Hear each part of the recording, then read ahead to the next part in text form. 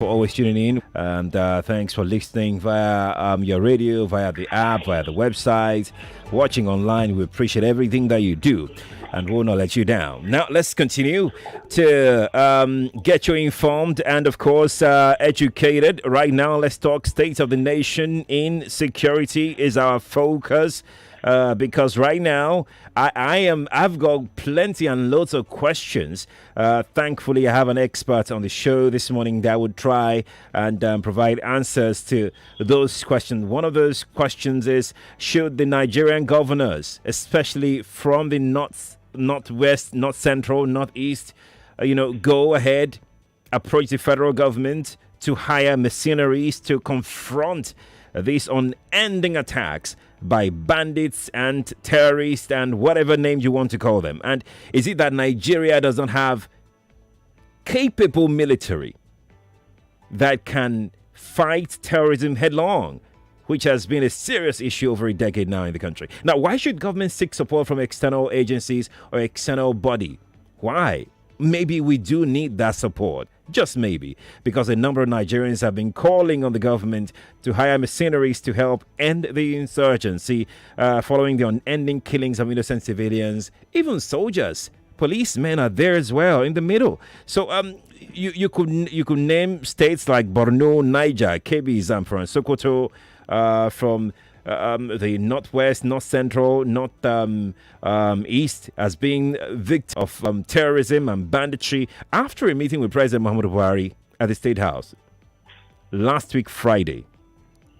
Governor Nasiru El-Rufai of Kaduna State, whose state is seeing series of attacks from terrorists, hinted that the governors may be deploying the external forces in bringing terrorism to zero. According to El-Rufai, let me quote what he said: "I have complained to Mr. President, and I swear to God, if action is not taken, we as governors will take actions to protect the lives of our people. If it means deploying foreign mercenaries to come and do the work, we will do it to address these challenges." End quote. As expected, El-Rufai's comment has seen different reactions, and we are not going to shy away from giving our own platform to that conversation. I have joining us this morning former DSS director, who is also the CEO of Apex Safety and Security Consultant, Mike Ejiofor, joins us via telephone this morning. Thank you so much, Mr. Mike, for joining us this morning. Thank you. Thank you for having me. Let's start by saying that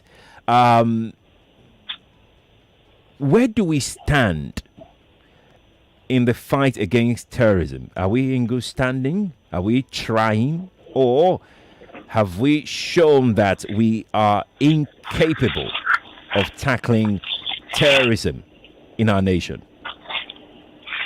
Well, I wouldn't say we're incapable because it will recall that the people who are fighting this war, the military and all the security forces, are Nigerians who have dedicated their lives and to the service of the fatherland.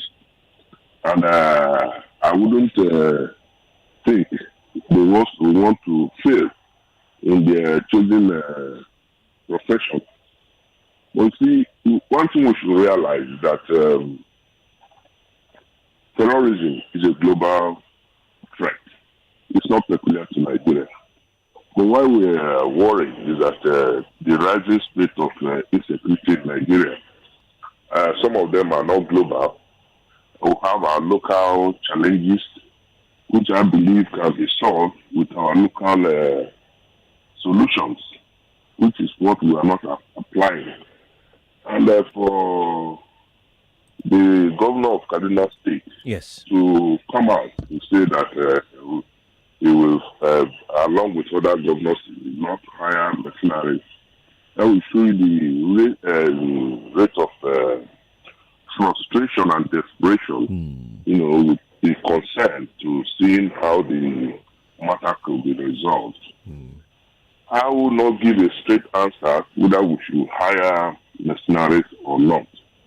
But I believe that if we have to hire mercenaries, it has to be in concert with the federal government. And I'm not seeing the federal government taking the initiative. You recall that about 2014, 2016, the federal government hired mercenaries, which was terminated by this government, and I think they were making progress. So to support the issue of getting mercenaries to help us, mercenaries are not just coming with bare hands, they are coming with technological support like drones and all this. You recall the effort made by the United States when one of the citizens was kidnapped in Nigeria and brought to Nigeria. Right. The victim was rescued and the kidnappers killed. And so with that kind of approach, I think we need to collaborate more and get some of these mercenaries, though it has its own disadvantage. Some people will say they come and take over government. I don't see them taking over government. What about the allegation that these people who are fighting us in Nigeria now are from outside the country? They are not Nigerians. In fact, the victims from the train attack confirm that some of these people don't speak Nigerian language. They don't speak. They confirm they are not Nigerians. That's right. So if there are outsiders who are fighting us, what is wrong with our looking for outsiders to help us? In fact, like I said, the Nigerian military, anywhere they go outside the world, they are just the best.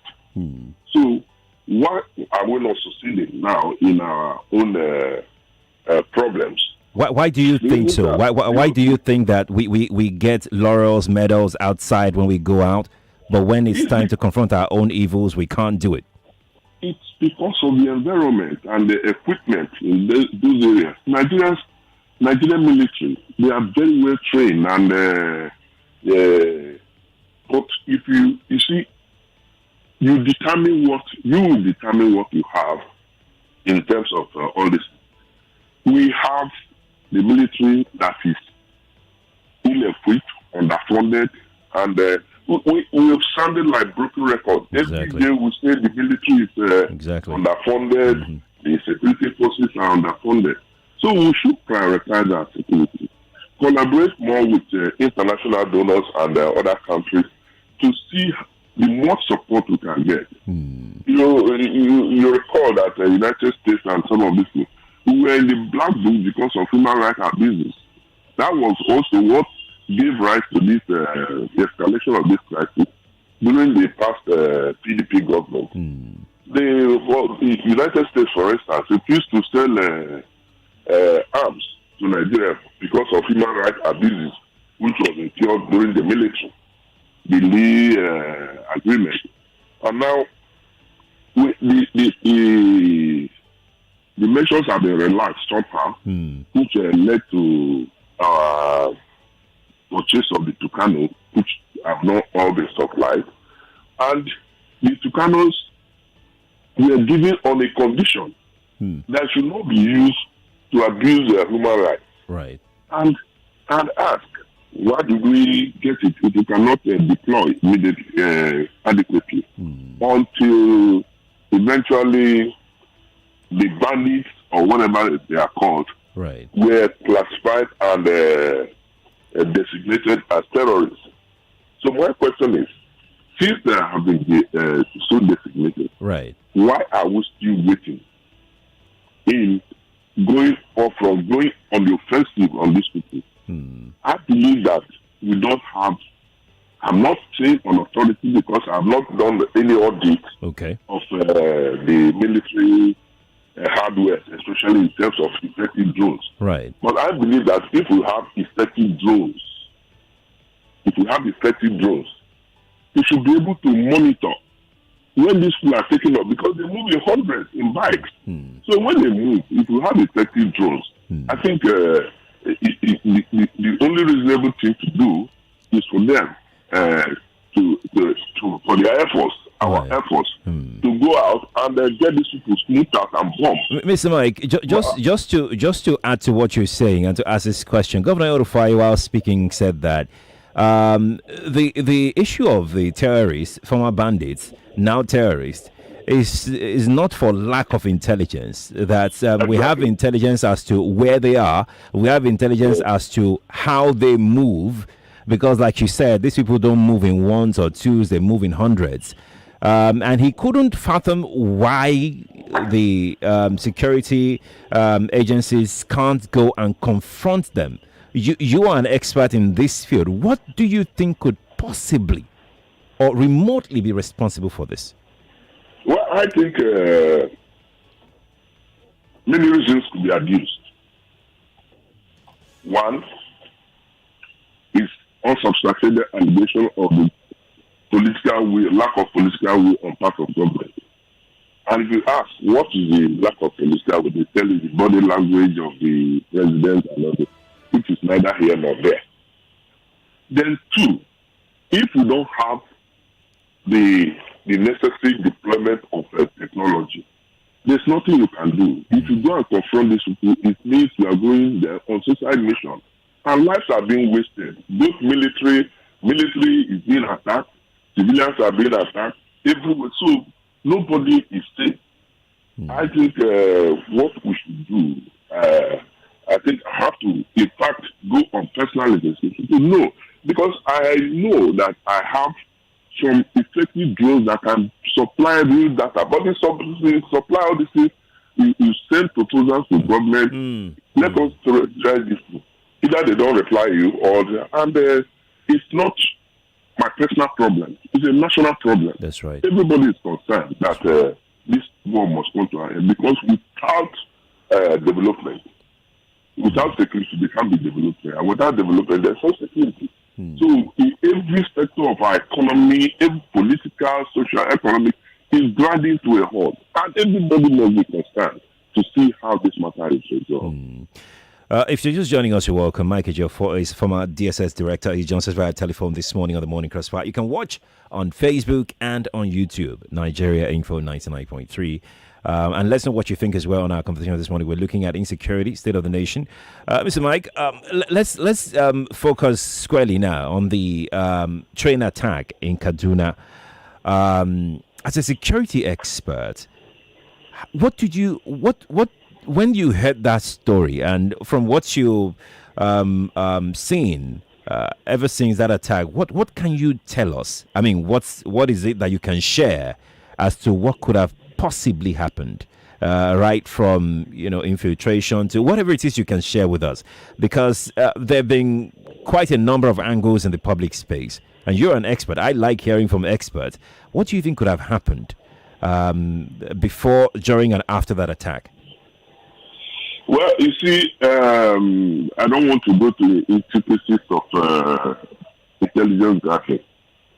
You see, there are two things. One, for you to obtain intelligence, and secondly, to act on the intelligence. It's not like Aero5 said. The intelligence is available. These locations of these people are known. There are intercepts on the phone. I don't just want to go into details because it's a public domain. But again, since Aero5 confirmed on the existence of all this, the Minister of Transportation also confirmed that they had information. The Managing Director of Railway Corporation also confirmed they had intelligence that this was good. Don't also forget that this is not the first attack. There was an attack late last year. And so it was not unexpected that this attack was going to come. But whether it would have come in this magnitude is what people didn't know. Because, you see, another major problem is that these bandits are not just bandits. From my own personal investigation, these are people who are trained like the military too. They have their own cells. They have their intelligence outfit. They have, in fact, you look at the organogram, it's structured like the military. So they also study what the security agencies are doing. If we fail to act, on intelligence provided, who is to blame? I cannot also blame the military, because you don't go frontally with these people who are armed with their numbers to go and face them. The only solution I think can bring this in is deployment of the Air Force. Don't also forget that these people have also brought down an aircraft, Air Force aircraft. Now, Kaduna is cut off, both by rail, by air, by road. Everybody is scared going to Kaduna now and all these problems. What do you think would be the ultimate? What do you think could be the ultimate motive? Because that question is also here in my presence as to why Kaduna. Yeah, you see, Kaduna is very strategic.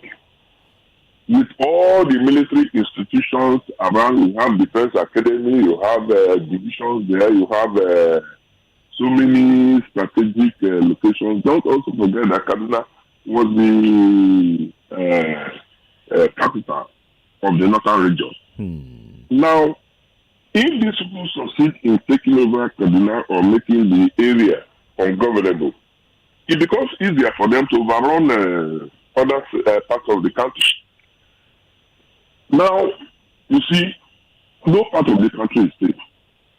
South, southeast, only 2 days ago in my town, 13 people from Buluku precisely, 13 people were released, and one of the kidnappers killed with AK-47.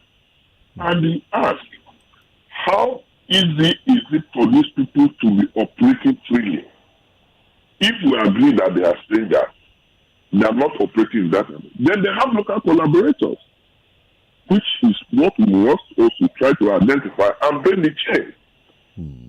It's a very complex situation, very complex indeed. And the earlier we, like I said, the only thing that can save us is to get deployment of the Air Force technology in the Air Force needs to be involved in this fight. Otherwise, this will be having a field day and riding roughshod on everybody. Indeed. Let's go to the telephone lines and take some few thoughts before we go to break. We are almost due for a break. We'll take one or two calls, hear from them, and then we go to break and return to continue with our conversation. 0700 993 993 993 and 01 465 7190. Those are the lines we are working with. The first one is for the male callers, second is for the female callers. 8:21 going on 22. It's time from our studios. Please turn off your radio if you're calling. Good morning to you. Hello, good morning. Good morning to you. Good morning, Captain Lee. It's Mr. Mike Ejiofor. I am really listening to Captain now. I'm really worried at what is happening. And the question remains, why Kaduna? I want to ask him, are the Tucano jets parked in Kaduna? Do we have all our military apparatus in Kaduna? Because I remember when OBJ, when General Obasanjo was in power, he tried to decentralize the military. And when this president came back, he brought everything back to the north. My fear is this: do we have all our everything in Kaduna? If Kaduna is taken, it means Nigeria is gone. So please, I want him to react to that. Do we have everything packed and stored in Kaduna? Okay. Thank you. All right. Thank you. Mr. Mike? I don't think everything is stored in Kaduna. It's not possible. You can't put all your eggs in one basket. And you remember that some of them were deployed to maybe the northeast. That's right. That is getting a little stable now compared to what is happening in northwest. And we'll have some. I don't work in the Air Force, but I believe that they are all distributed in different places. They can't be all in Kaduna. It's not possible. So what I'm saying is effective deployment of these machines to check the problem we're having. That's the point I'm making. Okay. All right. Let's see if we can take another call before our break. Good morning to you. Hello. Good morning. Yes, good morning to you. Yeah, okay. Good morning to get it. See, my own take is just that. See, Mr. Sheriff, our leaders are just shameless. Do you know why I said that? In 1983, even as a child then, I could remember, Radio Nigeria or your state that time, when the same set of leaders are there now, topple the government of Alhaji Shehu Shagari, it was basically because of insecurity and corruption. Then you ask, I mean, this same man that did that to such a government that truncated even the second term of Alhaji Lateef Jackson that time, is there right now. I mean, shouldn't are people just so forget history so easily like that? Kaduna have been there, both by road and by air. Has not less than, I think, 11 military bases, including schools, trainings like that. And how is it now become the headquarters for banditry? Thank you. And also criminality. Thank you for your thought. I really do appreciate it. Mr. Mike, please stay with me, okay? We have some messages for our listeners, and we'll be right back. Stay here, Lagos. This is an infomercial. Hey, it's your deals plug, and as usual, I've got the most fantastic information on the market, and it's tailor-made just for you.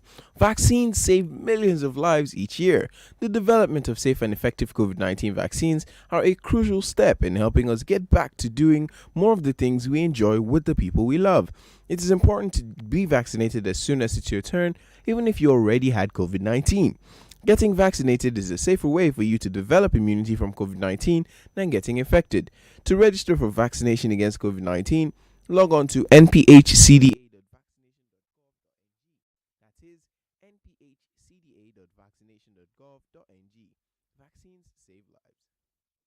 When it matters most, turn on your choice for the best of sports. Manchester United 3, AFC Bournemouth 1. News and great conversations. Spain has never changed anybody. It has only hardened people. Please let them ban it completely. On 99.3 Nigeria Info. Good afternoon. Abeg, sugar. 200 naira pack. Take this one. It's good. Imported. Abeg. No bring any imported come here. Give me Dangote sugar. Oboa. Or Golden Penny now. Anyone. As long as it's made in Nigeria. Now wow. You know sabi good thing. Now because I sabi good thing. Now it make me insist on locally produced sugar to make Nigeria better. Now sugar I won't make Nigeria good. Now sugar go give person job. Nigeria has the potential to be Africa's biggest sugar exporter. Let's grow and support our own local sugar brands. Each time you buy a local sugar brand, youths are empowered and more jobs created. Work with the government to grow the sugar sector by choosing to buy only local. Oga, what are you doing? Your shelves. Now if them see imported, then go buy imported. I don't even know say they don't buy this one safe. From you, now local sugar now one they sell. Buy only locally produced sugar. Let's sweeten Niger together. This message is brought to you by the National Sugar Development Council.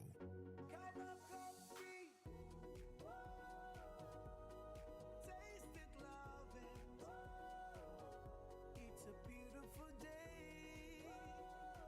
You better taste it, love it.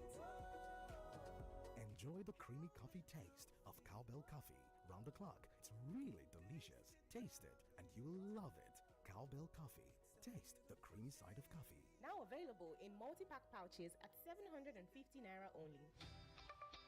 Realize your dreams of becoming a practicing doctor in U.S. top hospitals through R3 Incorporated top medical schools in the Caribbean. Saba University School of Medicine, St. Matthews University School of Medicine in Grand Cayman, Medical University of America in Levi's. Holders of BSc in Africa or abroad can enroll for the 4-year MD program at the R3 medical universities. Spend the concluding 2 years of a 4-year program in U.S. hospitals. For more information on admission process and qualifications, please contact Oak Dexter Consults, 433 Herbert Macaulay Way, Sabo Yaba. Visit our website at www.oakdexterconsults.com or call 0808-385-3058 or 0908-246-2485. Once again, 0808-385-3058 or 0908-246-2485. Life for this city no balance at all. For most people like Jumbo, now so hustle every day. Jumbo go come out early momo to go work. And you go come back late for night. Traffic back and forth to be like work. Stress don't become everyday party. After all this wahala, Jumbo supposed to chance relax yourself. But crack for his ceiling. Back on it. And one no go let her rest. Here, he get one day, after one kind heavy rain, Jumbo reach house. Come see say, all the electronics, expensive laptop, TV, home theater don't they swim. Sake of say, in roof and wall they licky. What an expensive joke. Yes, so don't let cracks and leaks ruin your fun. Use Top Shield, a quality waterproofing product for all kinds of concrete, roof, slab, or decking issues. Top Shield, another quality product from Pure Care Manufacturing, the makers of Top Bond. Everyone is proud proud of the doctor I've become. I'm grateful to a lot of people, but especially for basketball and the grit I built as I learned the sport. The rejections taught me to keep fighting. The long hours taught me discipline. Knockdowns taught me to bounce back. And those unexpected victories that taught me never to give up. Nourish and energize your kids with Milo Active Go to help them succeed in sports, because the grit they learn in sports, they keep for life. Milo, energy to go further.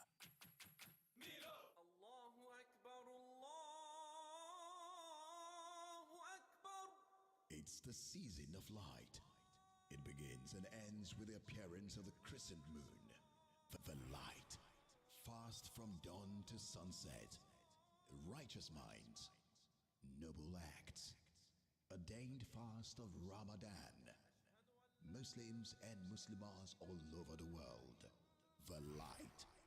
Period of salvation and forgiveness. Time of abundance and feasting. The Light with Sheriff Quadry, 4 a.m. daily and 99.3 Nigeria Info. For sponsorship, please call 0703-498-4352 today. Ramadan Kareem.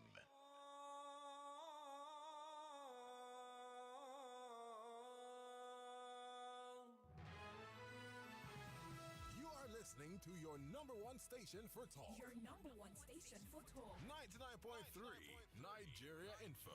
Let's talk.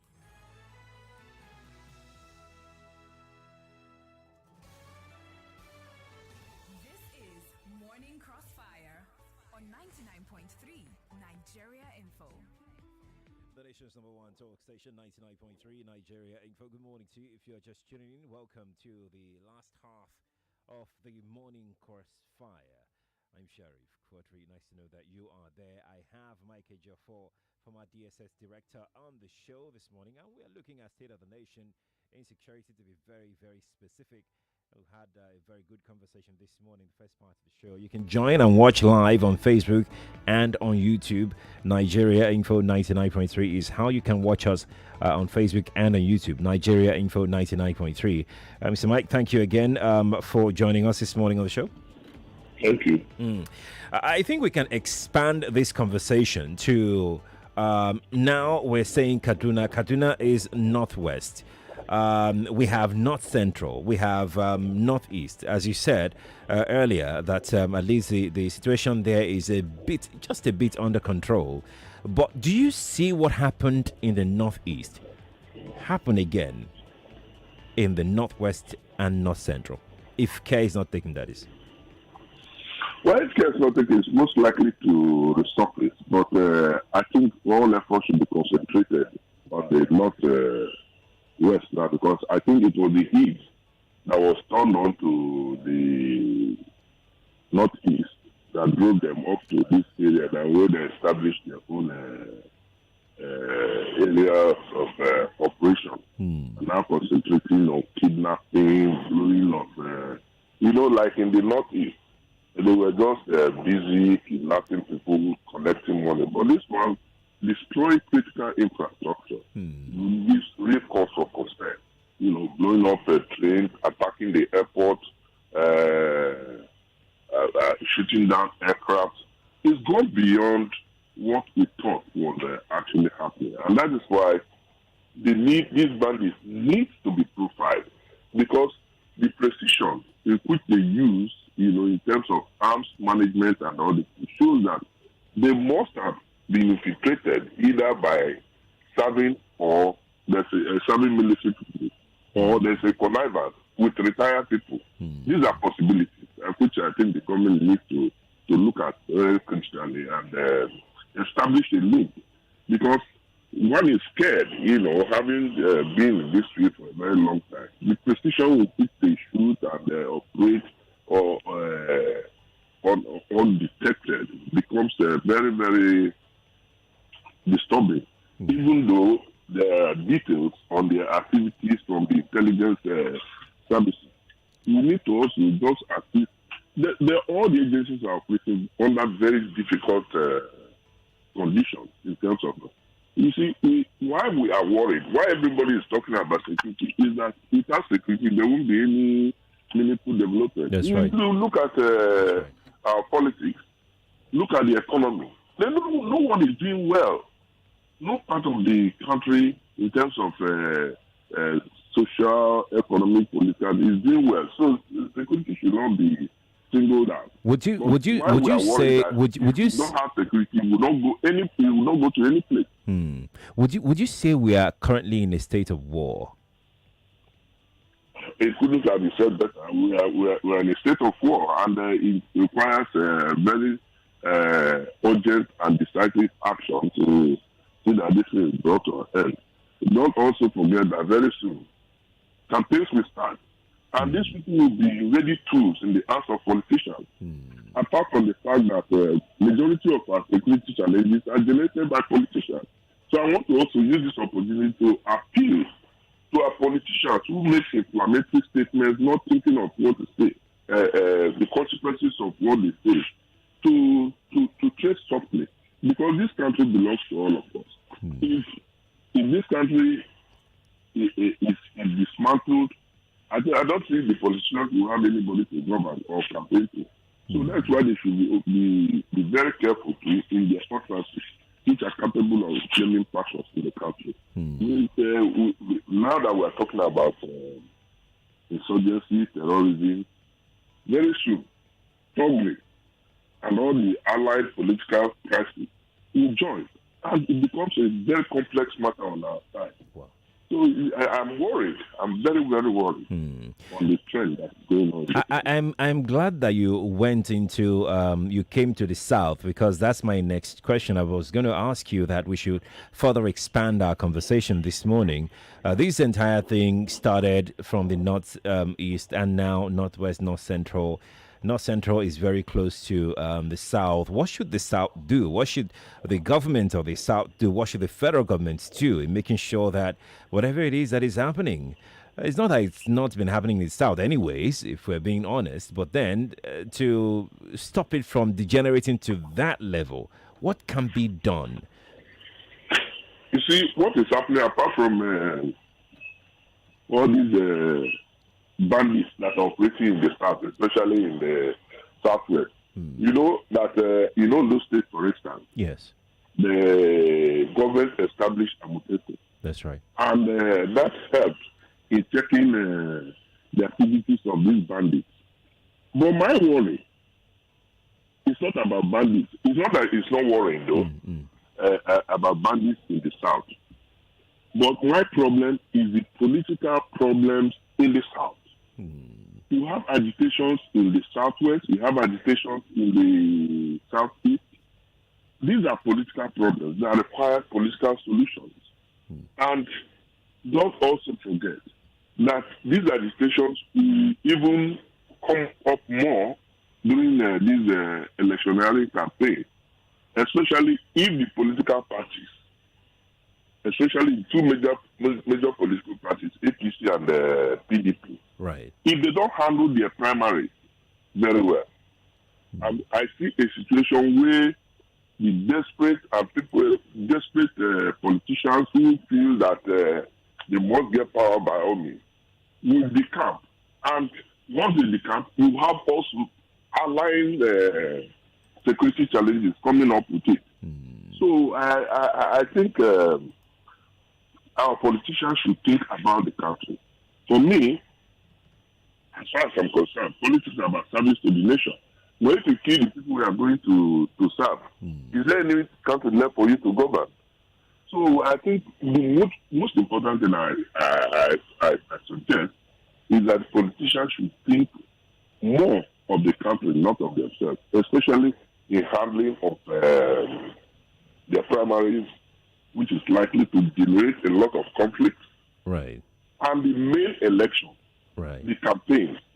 If we go into the campaigns with all this fragmentation and challenges with all the crises, the possibility of these bandits being used as thugs to further their interests cannot be ruled out. Indeed. Mr. Mike, let's go to the telephone once again and take some few thought before I talk to you about something you mentioned in the first part, and that's funding. for the security architect for the security infrastructure in the country. We'll talk more about that, but let's take some calls first. 0700 993 993 993 and 01 465 71904, the female callers. WhatsApp is 0809 597 5805 on WhatsApp. I can see your comments on Facebook and on YouTube. I'll come and take them in a moment, but let's take some calls. Nigeria Info, good morning to you. Good morning. Hello, good morning. Yes, please. Good morning. We can hear you. Please go on. Yeah, thank you. It's concerning the issue on the ground. Please, sir, I want to know, these people that are bombing the airports everywhere and bandits, kidnapping people, are they Nigerians? And where are they coming from? How are they getting all these people that they are coming in such number, 200, 150, 50, that are be entering all the communities and be killing people, killing Nigerians, their own people? Please, sir, I want to know, are they Nigerians? Thank you for calling. Appreciate it. Mr. Mike, would you like to... Yeah, well, you see, you see, following the collapse of Libya, Muammar Gaddafi, there's this proliferation of arms shifting down to the south, which is Nigeria, Niger, and Chad. But the question is, we are not bordering Libya. Mm-hmm. The other countries before Nigeria. That's right. So why is the concentration in Nigeria? That's the question people should be asking. How did they come in? There are a lot of conspiracy theories and this thing. I don't believe because I don't speak on what I don't have facts on. Mm-hmm. That these people were imported into the country by some people for some ulterior motive reasons. I don't know. You see, as a lawyer and a security practitioner, I don't speculate. I look at those things as speculations unless I have the facts. Then the question is, people cannot just come into the country. Foreigners cannot come into the country and be operating freely without the connivance and active participation of the locals. In Esplanade, for instance, you can come into the country under cover, official cover, or under like diplomats. You can come in and nobody will arrest you. But people who come under cover. So what I'm saying in effect is that these people who come into the country cannot be operating alone. They have local collaborators. And that's why we should not be treating this thing with ignorance. We should all go out from the oppression to root out these people so that we can have our peace. Right. Let's take another call. Nigeria Info. I think we lost that call. Let's hang up quickly and take another. Good morning to you. We lost that as well. I'm going to drop the calls right now and take this comment on YouTube. This person, Olamide Oladile, says, government is pampering these terrorists. That's the truth.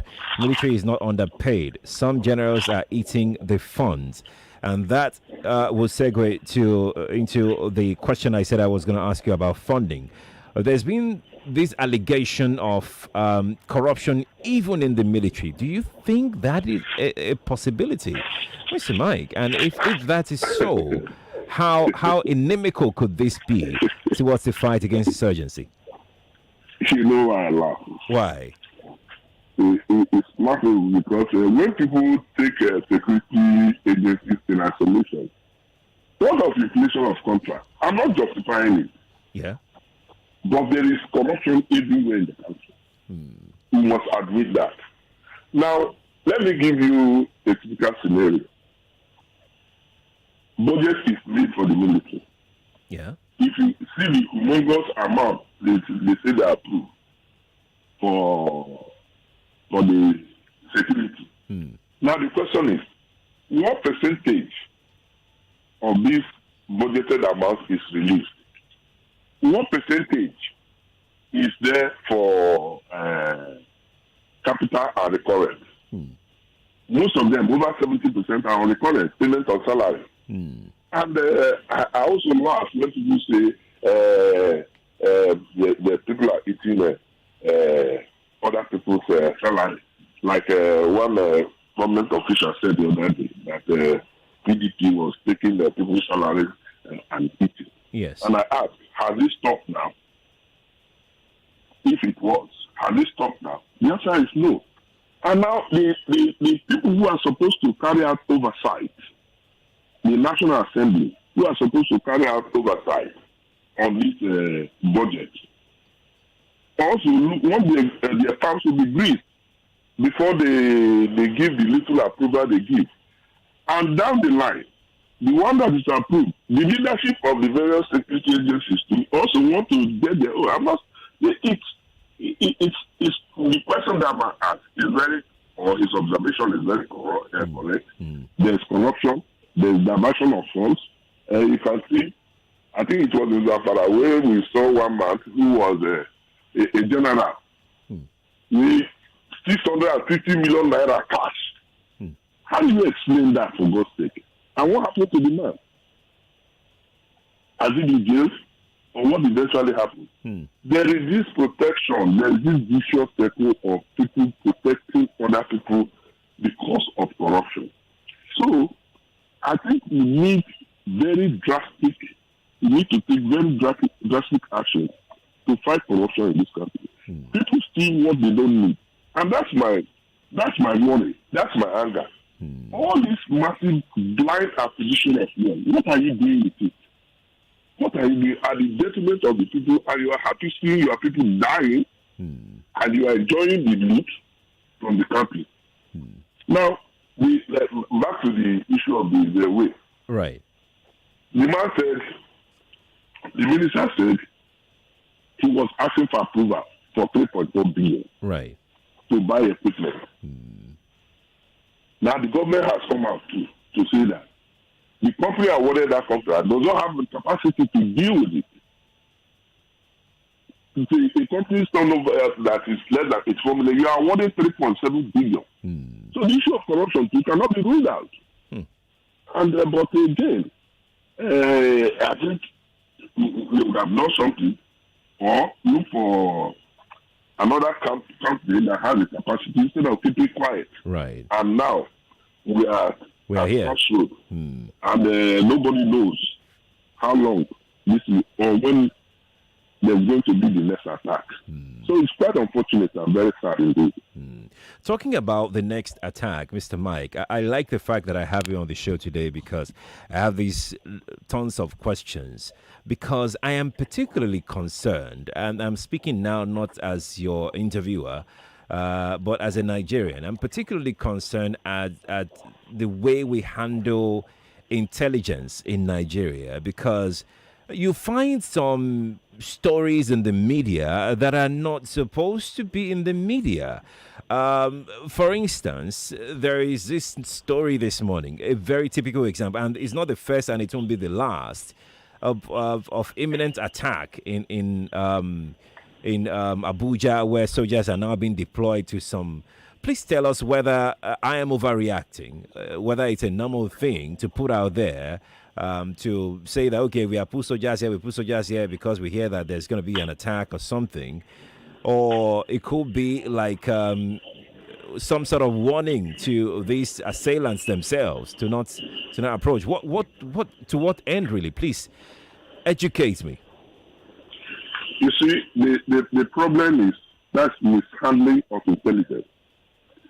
If this correspondence was addressed to a particular agency and the agency decides to leak it, who is to blame?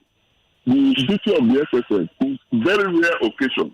You see them coming out to alert the members of the group when it's very obvious and imminent that there is going to be attack, to alert the members of the public. Okay. Otherwise, their responsibility is to alert the action agency.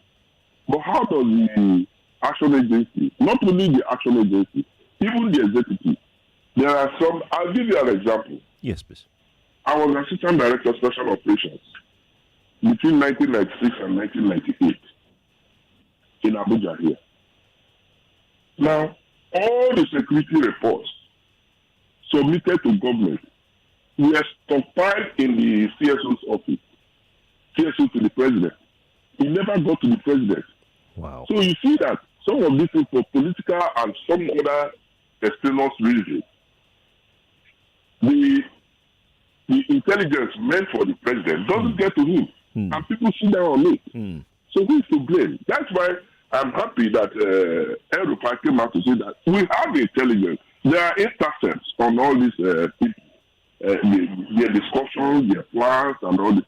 So why are we wasting time? So, look, answering you directly, the issue is mishandling of intelligence. Because if you go out and begin to give out, you create fear and panic in members of the public. That's why the SSS doesn't go out to tell people. But allow the various action agencies to take necessary action to avoid or postpone such action. Right. Let's take one last call this morning on the show. Good morning to you. Good morning, Sherry. Yes, good morning to you. Good morning to our guest. This is Pastor Ladipo Welcome. from Modulism. Now, I want to ask this.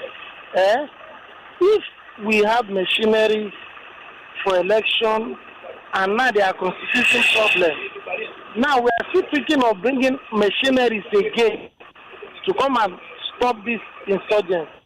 What will be the implication? Thank you, and God bless you. Thank you too, Mr. Mike. I guess his question is the implication of hiring mercenaries in the end, if that's the direction. Well, I didn't quite get it. So I had either machineries or mercenaries. But the problem is, like I said when we started, if every action has its own advantage and disadvantage. Right. Now, if we hired mercenaries in 2014 and were recording results, why did we stop it? They are not going to stay here in perpetuity. Once they come in, the mercenaries come in and we make a success of this situation, they will be disengaged. But if they're also not meeting up our requirements, they will also be disengaged. So I don't see anything. If we continue to fight this in over 10 years, or going to 12 years, and we're not, it's only a madman that will be doing the same thing and expecting a different result. Right. So we should try a different method to see whether it will give us results. Mr. Mike Ejiofor, thank you so much for joining us on the show this morning. It's always a pleasure to have you on. Thank you very much. All right. Lagos, that is our show today. But before we go, This infomercial.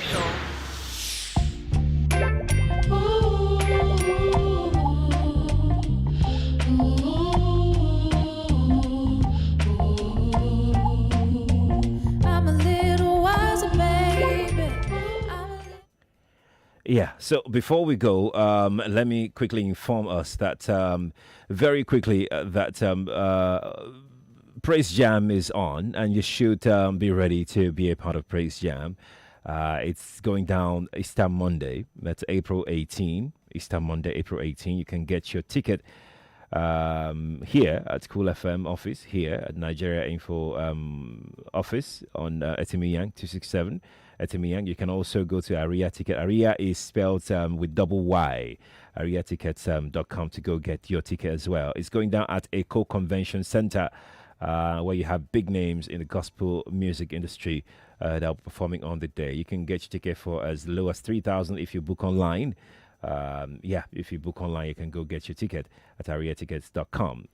And all TFC outlets, you can go get your ticket there as well.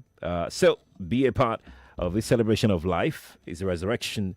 The artists featuring on at the Praise Jam will be coming to the studio, and you'll get a chance to interact with them one-on-one starting today. Yeah, starting today. So watch out for that one. Get your ticket now. Get it now. And we're also giving out free tickets, by the way. So you listen to all our shows and you'll be able to get a free ticket. Thank you all for being a part of the Morning Crossfire today. I'll be back tomorrow at 5 a.m. for the Morning Crossfire. You can find me on social media, Sheriff Quadry on Instagram, Sheriff Quadry on Twitter, and Sheriff Quadry on Facebook. Bye for now.